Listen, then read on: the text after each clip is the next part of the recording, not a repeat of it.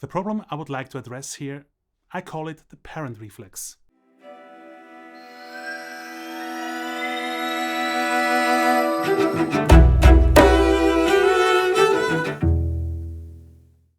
As young parents, you maybe have been in the situation that you don't have much time to leave the house, and your youngest is so slow in using the zipper of the jacket or put on the shoes.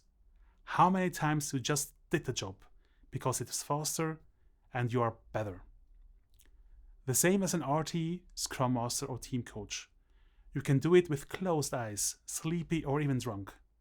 But others are so slow and asking question after question. So you do it fast and perfect. You look for a volunteer and no one is raising the hand, so you do it. The PM on art level or on team level the POs don't have time and the deadline is approaching, of course you do it. The deadline is important and you're faster on your own. And now you wonder why your days are long? And why at the end of the day your job isn't done?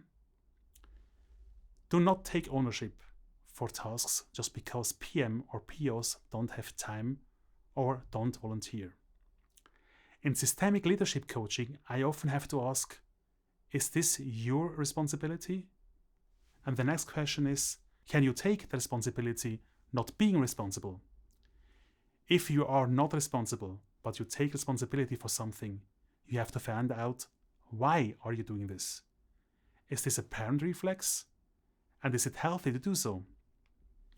In most cases, you can be sure, and you know this already, it's not on you. The organization will grow if you motivate PMs and POs to grow in their own responsibility areas.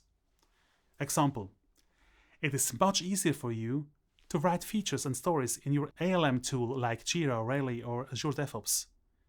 Team members with business background never use this kind of tools and maybe never worked this way before, so they have a learning curve. Assist them in this learning curve instead of taking over this responsibility. You will be better, you will scale better if the PMs and POs facilitate through refinement content preparation meetings.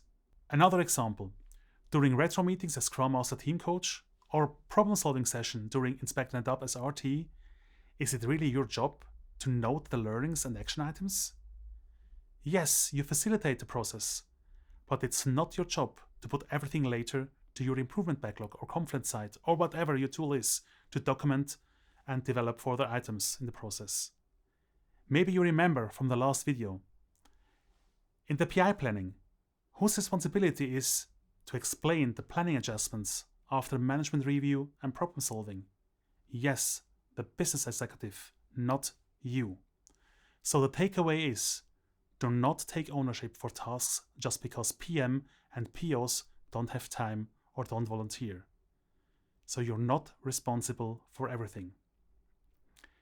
This was the last video in the series named Tackle RTE Exhaustion, 6 real-life experiences with possible ways out. Let's reflect again on all the key takeaways of the whole series. First, focus on art-level events and artifacts. Delegate team problems and challenges to Scrum Masters and team coaches. Second, bring people together, scale together, engage Scrum Master and team coaches to connect to their POs. Help them to become better coaches.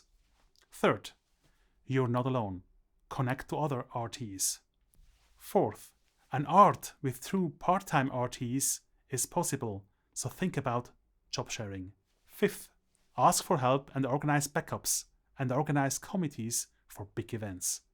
And finally, you're not responsible for everything. Let others do their job too.